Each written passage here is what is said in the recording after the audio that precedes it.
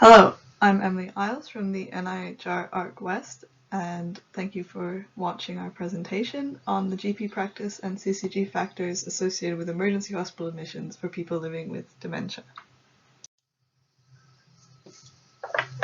So 2/3 of hospital admissions are for people who are over 65, and half of those people have dementia.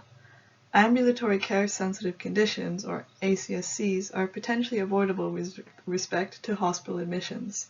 An example of an ACSC is something like a urinary tract infection, and a non-ACSC is something like ischemic heart disease.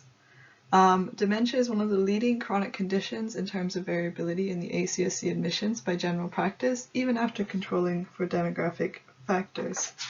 Patients with dementia are also more likely to have longer hospital stays compared to similar non-dementia patients with the same diagnosis. Our research objectives were to use hospital admission data for people with dementia in England. We examined the ecological association of organizational characteristics of practices and clinical commissioning groups in relation to ACSC and non-ACSC admissions. Highlighting general practice factors affecting emergency admission from ACSCs could help in the management of people with dementia at risk in primary and social care settings, thus reducing the number of unplanned admissions.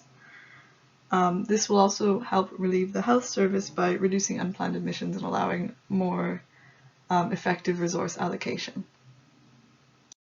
The primary data source for this study was the Hospital Episode Statistics, or HES dataset, which contains details of admissions collected in secondary care hospitals in England. The information is submitted by NHS providers to NHS Digital for payments and reporting, and each of these do validity and quality checks. The data were split into ACSC and non-ACSC data and aggregated up to the practice level. Information collected in HES includes primary diagnosis, where a patient may have been admitted from, the region they live in, the rurality of where they live, and the year of admission.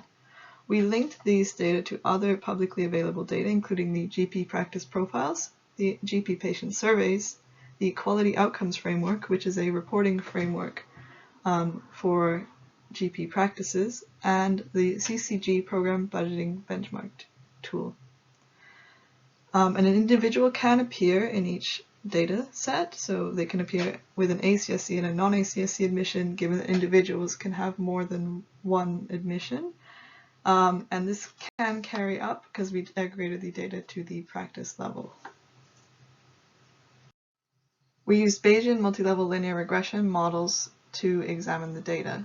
Bayesian models use prior knowledge to inform the model and generate posterior distributions. Our prior knowledge in this case was standard models, which we generated to create the coefficients. The Bayesian models mean that the outcome and predictors are produced from a probability distribution, which is created using Markov chain Monte Carlo methods, and this produces a mean rate and standard deviation, which then we can calculate 95% credible intervals from. We used multi-level models because it creates an intuitive structure on the data. Our practices are located in a hierarchy within the CCGs, and this is clustered data, naturally clustered data. We could use dummy variables to account for this. However, the number of dummy variables we would require would be high. So using multi-level modeling allows us to have more valid or accurate standard errors, as well as allowing us to examine the variance at each level. These are the continuous variables and some descriptive statistics about them. The top part of the slide here shows our outcome, which is calculated as a rate of admissions. So the numerator is the number of admissions from the practices, and the denominator is the estimated number of patients with dementia. There are fewer admissions in the non-ACSC practices than in the ACSC practices, and they also have a smaller standard deviation. And the estimated number of patients with dementia for the different types of practices are actually quite similar. And then we produce the outcome, which is the rate of admissions from the two variables. So we have a rate of 7.5 for ACSC admissions and 7.2 for non-ACSC admissions. The other continuous variables are largely similar for the ACSE and non-ACSE admissions data sets. As you can see, the mean age is actually the same, and the percent female is very similar, as well as the IMD score of the practice. Larger IMDs are more deprived, and the percent of the patients rating the surgery as good is the same. The difference we can see is the percent of the total CCG budget allocated to mental health. So they have the same standard deviation, but in non-ACSE admission data set, the percent of the budget is higher. Here you can see the categorical predictors. First, we have the Qualities Outcome Framework Achievement, which is a compulsory program that all GPs have to participate in to test quality of GPs. And as you can see, the majority of practices have an achievement above 90%, though in the non-ACSE group, this is slightly lower. We have the GP practice population quartiles, which were calculated before the data were divided and aggregated. Most of the practices in the data set are small, which is below a patient population of about 6,500. And the large population GP practices were the reference group. As for admission from home, most patients were admitted from home in both groups. And as you might expect, most patients lived in urban areas as opposed to rural ones. And in terms of region, you have a distribution that reflects the population of the UK, and the reference group we used here was London. We are presenting the results separately for the ACSE and non-ACSE data. Here are the ACSE results. This is a final model. It fits better than the previous models, which we created by adding the variables one by one. And we assessed this by a Bayesian measure of predictive accuracy called the DIC. We also included years in the model, though they are not on the graph because there is a large difference in the coefficient size, so it was very difficult to see the coefficients for the other covariates. However, the year variable showed a large increase in admissions over time. In terms of this model, mean age, IMD, and good access, as well as home admission, were all associated with an increase in admissions, you can see here, as well as a higher practice size. So you can see that the smaller sized practices have a higher rate. As well, you can see that the higher QoF achievement is associated with a decreased rate of admissions, as well as rurality. The percent mental health spend is associated with a decrease in the rate, though it is difficult to see because it is very close to zero, but it is a decrease in the rate.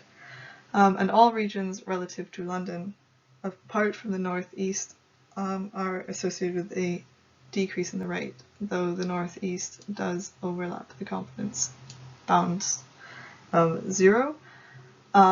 This could be because the population of the northeast in the sample is smaller. And the variability, the practice level variance is much higher than the CCG level variance. As well, 91% of the variance in the model is attributable to the practice level. Here are the results for the non-ACSE models, which were ran separately. Again, this final model was shown to have a better fit with the Bayesian measure of predictive accuracy. As well, we removed the years from this graph as well, due to the large difference in coefficient size. So earlier years had quite large coefficients, and this showed an increase in admissions over time. The main difference that we found between this and the ACSE models was the percent mental health spent, which shows a slight increase in the rate. This is very close to 0, but it still is a significant coefficient. Also, we can see the same, that GP practices vary more than the CCG variance. And we can see that roughly 93% of the variation is at the practice level for the non-ACSE models, meaning that practices are slightly more variable in this situation than in the ACSE models.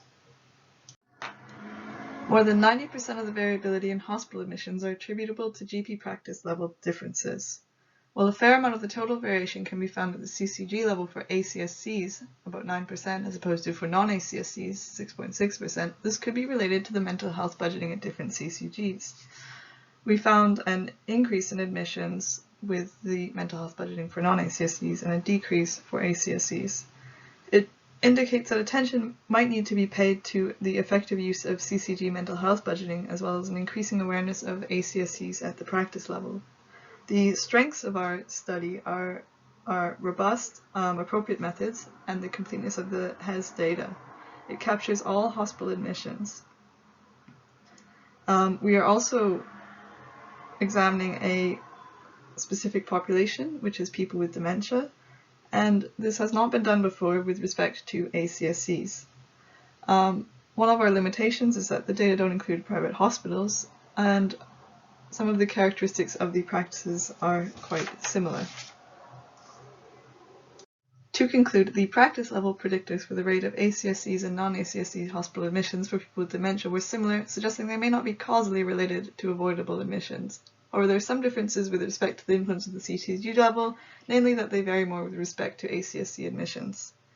Perhaps this indicates that guidance is being applied inconsistently, or the guidance for referring and treating comorbidities for people with dementia are ambiguous and have potential scope for improvement. Thank you so much for listening and attending our talk. If you have any questions or comments, please comment below the video and we'll read and respond.